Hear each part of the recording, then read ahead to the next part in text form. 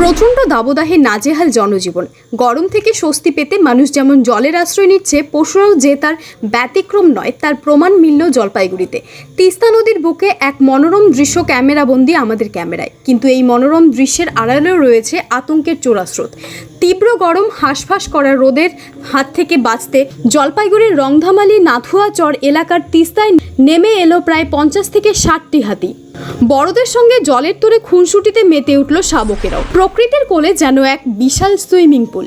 নদীর জলে হাতির এই দাপাদাপি আর জলকেলি মুগ্ধ করল স্থানীয়দের। তবে এই মনোরম দৃশ্যের আড়ালে লুকিয়ে আছে চরম আতঙ্ক। এখানে তিস্তা চরে 50 থেকে 60টা হাতি বেশ কিছুদিন থেকে আছে।